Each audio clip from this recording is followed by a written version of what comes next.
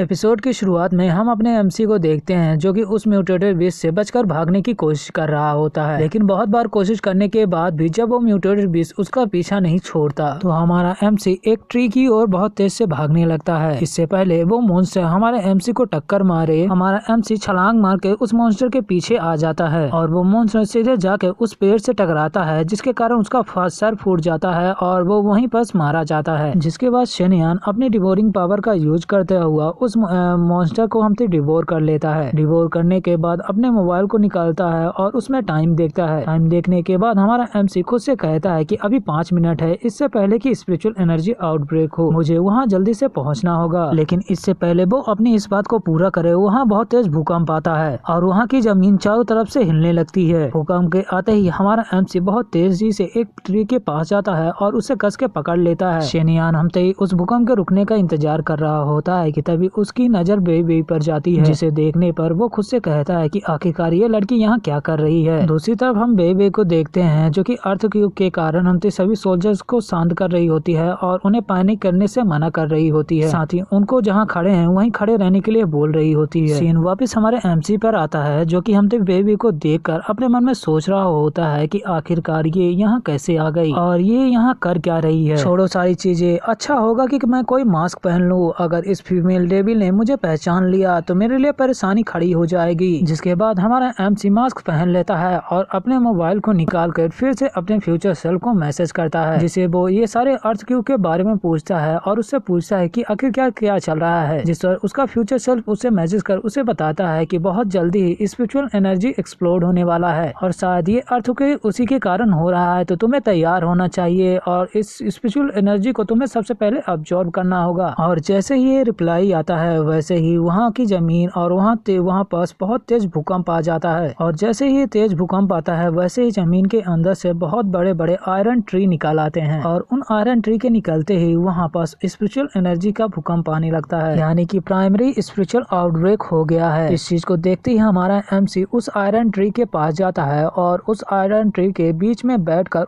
उन सभी spiritual energy को अपने अंदर अब्सॉर्ब करने लगता है। और वो जैसे ही उस प्राइमरी स्पिरिचुअल एनर्जी को अब्सॉर्ब करना शुरू करता है वैसे ही उसे बहुत सारे सिस्टम के नोटिफिकेशन आता है, जहाँ उसे बताया जा रहा होता है कि टैलेंट वैल्यू 1000 बढ़ गया है, टैलेंट वैल्यू 2000 बढ़ गया है। सीन चेंज होता है और हम अपने एमसी को उसके स्पेस के अंदर देखते हैं, जहाँ हमारा एमसी खुद से कहता है कि आखिरकार मुझे इस स्पिरिचुअल एनर्जी को कब तक अब्सॉर्ब करना है और आखिरकार मेरे स्पेस को हुआ क्या है, ये तो पहले से कुछ ज्यादा ही हमसे बड़ा दिख रहा है। क्या ये मेरे प्राइमरी स्पिरिचुअल एनर्जी को अब्सॉर्ब करने के कारण हुआ है, जिसके कारण मेरा स्पेस टैलेंट अपग्रेड हो गया है और मेरा स्पेस इतना बड़ा दिख रहा है। तो अगर ऐसी बात है तो मेरे बाकी स्किल्स को भी अपग्रेड किया जा सकता है। जिसके बाद हमारा एमसी यानी शेनियन सिस्टम पैनल को खोलता है और उसमें अपने डिवोरिंग टैलेंट को अपडेट करने के लिए सिस्टम को ऑर्डर देता है। एमसी के इतने कहने की ही देर थी कि हमसे सिस्टम का नोटिफिकेशन आता है और उसे बताया जाता है कि टैलेंट वैल्यू को हमसे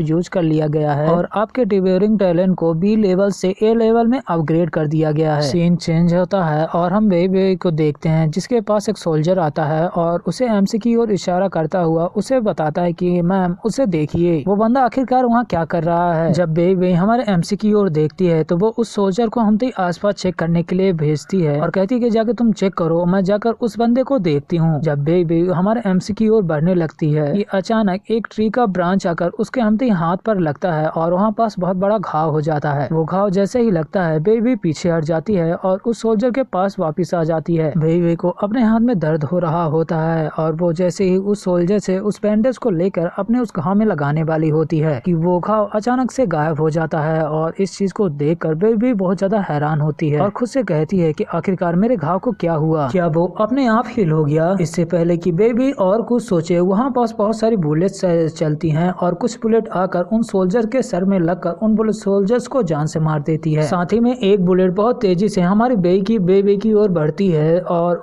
वो बुलेट हमारे बेबी को लगने वाली होती है कि बहुत तेजी स्पीड में बेबी उस बुलेट को अपने हाथ में पकड़ लेती है। इस चीज को देखकर आसपास के लोग शॉक हो जाते हैं, साथ में हमारी बेबी भी बहुत ज्यादा शॉक हो जाती है और वो खुद से कहती है कि क्या मैंने अपने हाथों से सिर्फ अपने हाथों से उस बुलेट को अपने हाथों से पकड़ लिया, आखिरकार ये कैसे हुआ। और सबसे ज्यादा शौक हमारे एमसी को लगता है जिसका पूरा मुंह फट जाता है और कहता है कि मैंने क्या देखा अभी अब इससे पहले और कुछ हो, वहाँ पास बहुत सारे लोग आ जाते हैं और बेबी और उन सोल्जर्स को ऊपर गन तान लेते हैं और सोल्जर्स भी उनके ऊपर गन तान लेते हैं। सीन चेंज होता है और हम देखते हैं कि बेबी और उन सोल्जर्स मिलकर उन सभी किलर्स को हमते जान से मार दिया होता है। बेबी उन मरे हुए किलर्स को देख रही होती है और अपने मन में सोच रही होती है कि आखिरकार इन लोगों को किस ऑर्गेनाइजेशन ने भेजा था और आखिरकार ये लोग यहाँ पास क्या कर रहे हैं। वो इस बारे में सोच रही होती है कि तभी उसके पास एक सोल्जर आता है जो हमारे एमसी को पकड़ कर लाता है और बेबी से कहता है कि मैम आखिरकार इस बंदे के साथ हमें क्या करना है। जिस पर बेबी हमारे एमसी के पास जाती है और उससे पूछती है कि आखिरकार कौन हो तुम और तुम यहाँ क्या कर रहे हो। जिस पर हमारा एमसी दर्द से कर्राता हुआ उससे कहता है कि क्या तुम इस सोल्जर को पीछे हटने के लिए कहोगी और मुझे आजाद करने के लिए कहोगी, मेरा पैर दर्द कर रहा है। जिस पर बेबी उस सोल्जर जिसका नाम बाई लियांग है उसे एमसी के लिए छोड़ने के लिए कहती है। बाई लियांग हमारे एमसी को छोड़ देता है और दूसरी तरफ हमारा एमसी जैसे ही खड़ा होता है वो जानबूझकर हमारी बेबी के ऊपर गिर जाता है और वो जैसे ही बेबी को ऊपर गिरता है वैसे ही बेबी का चेहरा पूरी तरह से लाल हो जाता है। बेबी उसे अपने ऊपर से जल्दी से उठने के लिए कहती है लेकिन बहुत बार कहने के बाद भी जब हमारा एमसी उसके ऊपर से नहीं उठता तो वो सोल्जर जिसका नाम बाई लियांग है वो हमारे एमसी के ऊपर अटैक करता हुआ उसे हमारे बेबी के ऊपर से हटने के लिए कहता है। लेकिन हमारा एमसी यानी शेनियन बहुत तेजी स्पीड में पीछे मुड़ता है और उस सोल्जर को एक लात की यानी कि एक किक लगाता है और वो सोल्जर दूर जाकर गिरता है। इस चीज को देख कर बेबी बहुत ज्यादा हैरान होती है। दूसरी तरफ वो सोल्जर गन निकाल लेते हैं और हमारे एमसी के ऊपर गन को तान देते हैं। जिस पर बेबी हमारे एमसी पर अटैक करती हुई उन सभी सोल्जर को रोकती है और उनसे कहती है कि मैं इसे संभाल लूंगी, फायर करने की कोई जरूरत नहीं है। पर हमारा एमसी उसके अटैक को बहुत ही आसानी से रोक लेता है और उसके पैर को पकड़ लेता है। शेनियन जैसे उसके पैर को पकड़ता है बेबी उस पर चिल्लाती है और कहती है कि मुझे छोड़ो और वो अपने दूसरे पैर का यूज करते हुए हमारे एमसी को लॉक करने की कोशिश करती है। इस चीज को हमारा एमसी भी पहचान लेता है और वो हमते बेबी को दोनों पैरों को पकड़ता है और उसे खोलते हुए उसे उठाकर दूर एक सोल्जर के ऊपर पटक देता है और वो जैसे ही पटकता है वहाँ पास धुआं ही धुआं हो जाता है। वो धुआं जैसे ही हटता है बेबी उससे निकलती है और हमारे एमसी को वहाँ से भागता हुआ देखती है तो वो गुस्से में हमारे एमसी को गाली देती है और कहती है कि मैं तुम्हें जिंदा नहीं छोड़ूंगी। लेकिन तभी उसे हमसे कोई चीज महसूस होती है और उसे पता चलता है कि वो पहले से बहुत ज्यादा स्ट्रॉन्ग महसूस कर रही है। तो वो अपने मन में सोचती है कि क्या उस स्टिंकी बार्चर ने जब हम मेरे पैर को पकड़ा था तो कोई चीज की थी मेरे साथ। दूसरी तरफ हम अपने एमसी को भागता हुआ देखते हैं जो कि कह रहा होता है कि ये मेरा रिटर्न गिफ्ट है, शायद इससे तुम्हारी थोड़ी बहुत मदद हो जाएगी। लेकिन तभी उसके बगल से एक बहुत बड़ा स्नेक मॉन्स्टर निकलता है जिसे देखकर हमारा एमसी डर जाता है। वो मॉन्स्टर वहाँ से चला जाता है कि तभी उसके पीछे से एक और पिग मॉन्स्टर आता है पर हमारा एमसी उसके अटैक से बहुत ही आसानी से बच जाता है और वो मॉन्स्टर सीधे जाकर एक पत्थर से टकराता है और उसकी वहीं पास मौत हो जाती है। जिसके बाद हमारा एमसी उसे अपनी डिवोरिंग पावर का यूज कर डिवोर कर लेता है। सीन चेंज होता है और हम अपने एमसी को एक रेस्टोरेंट के अंदर देखते हैं जहाँ वो खाना खाने आया होता है कि तभी हमारे एमसी की नजर उसकी फेवरेट फीमेल इंटरनेट सेलिब्रिटी जो पर जाती है जो कि वहीं रेस्टोरेंट के अंदर लाइव स्ट्रीम कर रही होती है और खाना खा रही होती है। उसे देखते ही हमारा एमसी उसके पास जाता है और उसे अपना फोन दिखाते हुए उसे बताता है कि उसका वो बहुत टाइम से फैन है। जिस पर जो उसका वेलकम कहती है और कहती है कि ब्रदर मैं क्या कर सकती हूँ तुम्हारे लिए। जिस पर हमारा एमसी उससे कहता है कि क्यों ना आज तुम मुझे लंच कराओ। तो हमारी जो भी मान जाती है और वो बस ऑर्डर देने ही वाली होती है कि एक आदमी आकर उसके टेबल पर गिरता है जिसकी आंखें हरी होती हैं और उसका चेहरा अजीब सा हो गया होता है। साथ ही में इसी तरह की हालात वहाँ आसपास जो भी टेबल होते हैं उसमें बैठे लोगों का हो जाता है और वो अजीब से बर्ताव करने लगते हैं और लोगों पर हमला करने लगते हैं। वही मॉन्स्टर जो कि जो के ऊपर टेबल में होता है वो जो पर अटैक करने वाला ही होता है कि हमारा एमसी आकर उसे बचा लेता है और उससे कहता है कि तुम शांत हो जाओ, मैं यहाँ हूँ, तुम्हें कुछ भी नहीं होगा। सीन चेंज होता है जिसके कुछ देर बाद हम अपने एमसी को देखते हैं जो कि उस रेस्टोरेंट के मैनेजर से बात कर रहा होता है और उससे कह रहा होता है कि इन सभी लोगों की इस तरह की हालत यहाँ के हमते मीट को खाने के बाद हुआ है, तो तुम मुझे बताओ आखिरकार ये मीट तुम्हारे यहाँ कैसे आया। जिस पर वो मैनेजर उसे बताती है कि एक आदमी आज सुबह उसे ये मीट बहुत कम सस्ते दाम में दे के गया, तो उसने बस हमसे कुछ पैसों को बचाने के लिए उस आदमी से उस मीट को खरीद लिया। मैनेजर की इस बात को सुनते ही हमारा एमसी उससे कहता है कि जो भी मीट बचा हुआ है उस आदमी से खरीदने के बाद वो सारे मीट मुझे लाके दे दो। जिस पर रेस्टोरेंट की मैनेजर भी मान जाती है और उसे वो बचा हुआ सारे मीट उसे दे देती है पन्नी में पैक कर। हमारा एमसी से उस मीट को ले लेता है और उस मैनेजर से कहता है कि कभी भी अनजान आदमी से इस तरह की चीजों को मत खरीदना, जिस पर वो मैनेजर भी मान जाती है और हमारे एमसी को बाय बाय करती है। हमारा एमसी भी उस मीट को लेकर वहाँ से चला जाता है और अपने मन में सोच रहा होता है कि आज मैं जाकर इस मीट को चेक करने वाला हूँ। सीन चेंज होता है और हम अपने एमसी को देखते हैं जो कि हमसे सोमिंग के घर की ओर जा रहा होता है और साथ ही में अपने फोन में अपने फ्यूचर सेल्फ को मैसेज कर ये सारी चीजें बता रहा होता है कि कैसे हमसे मीट को खाने के बाद वो सभी लोग ज़ॉम्बी की तरह बिहेव कर रहे थे, जिस पर उसका फ्यूचर सेल्फ उसे मैसेज कर बताता है कि ये मीट एक हमसे वाइल्ड यानी म्यूटेटेड बीस्ट का मीट है और इसे आम आदमी नहीं खा सकते। अगर कोई आम आदमी इस चीज को खाता है तो वो हमसे पूरी तरह से ज़ॉम्बी बन जाएगा और वो अपनी इमोशंस पर कंट्रोल नहीं कर पाएगा और दूसरों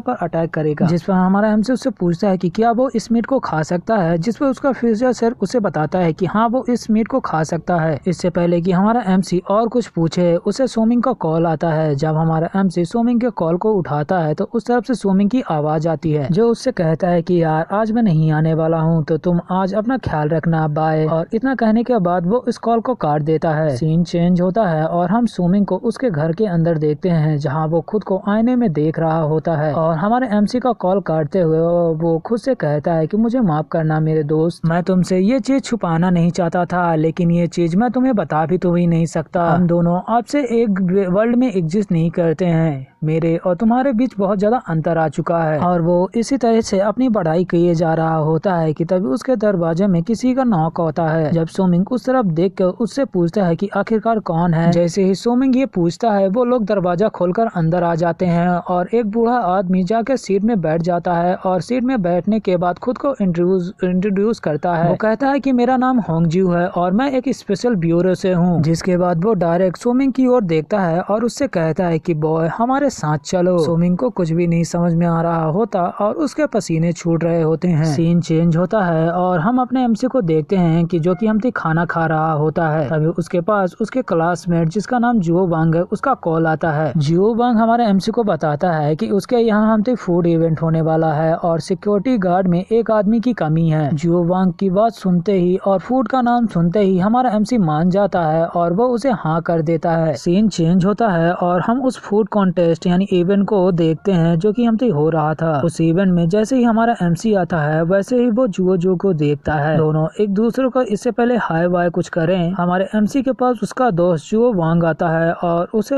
उसका काम बताने लगता है, जहां वो उसे बताता है कि उसे बिग स्टार चूक्सी को प्रोटेक्ट करना है जैसे कि एक नॉर्मल बॉडीगार्ड करता है, तुम्हें भी वैसे ही करना है। और वो हमारे एमसी को अंदर की ओर ले जाने लगता है लेकिन तभी उनके दोनों के सामने कोई आता है और हमारे एमसी को रोक देता है। इस बंदे का नाम है कैप्टन लाओ और ये हमारे एमसी के सामने आते ही हमारे एमसी का मजाक उड़ाता है। जिसके बाद वो जुओ वांग को देखते हुए उससे कहता है, बॉस जाओ, क्या आप इस बंदे को लेके आए हैं चूक्सी का बॉडीगार्ड बनाने के लिए? मैं आपको इसके लिए परमिशन नहीं दे सकता। आप किसी भी छुछुंदर लड़कों को लाकर यहाँ पास बॉडीगार्ड नहीं बना सकते। उसकी बात सुनते ही बॉस जाओ यानी जियो वांग उसे हमसे बातों में फंसाने की कोशिश करता है और उसे मनाने की कोशिश करता है, पर कैप्टन लाओ नहीं मानता और जियो वांग से कहता है कि अगर तुम्हें सच में इस बंदे को हमसे चूक्सी का बॉडीगार्ड बनाना है तो इसे जाकर हान फेंग से फाइट करना होगा और उससे हराना होगा। जिसके बाद हान फेंग ही इसे परमिशन देगा और ये कहने के बाद कैप्टन लाओ वहाँ से चला जाता है। दूसरी तरफ जियो वांग उस पर गुस्सा कर रहा होता है और चिल्ला रहा होता है लेकिन हमारा एमसी उसे शांत करता है और कहता है कि चलो चलते हैं और जैसे इस बंदे ने कहा वैसे ही करते हैं। सीन चेंज होता है और हम अपने एमसी और हान फेंग को आमने सामने देखते हैं और दोनों हमसे फाइट के लिए तैयार होते हैं। हान फेंग हमारे एमसी को देखता है और उससे पूछता है कि क्या तुम मुझसे लड़ाई करने आए हो? जिस पर शनियान कहता है कि हाँ मैं तुमसे फाइट करने आया हूँ, तो चलो जल्दी से शुरू करते हैं। और हमारे एमसी के इतना कहते ही हान फेंग हमारे एमसी के ऊपर अटैक करता है, जिसके अटैक से हमारा एमसी बहुत ही आसानी से बच जाता है और उल्टा एक किक हान फेंग को लगाता है। वो किक जैसे ही हान फेंग को लगता है हान फेंग जाकर दूर गिरता है। जिसके बाद हमारा एमसी उसके पास जाता है और उसे अपना हाथ देता है और उससे पूछता है कि क्या आप तो मुझे परमिशन दे रहे हो यानी कि अप्रूव कर रहे हो? जिस पर हान हान फेंग उससे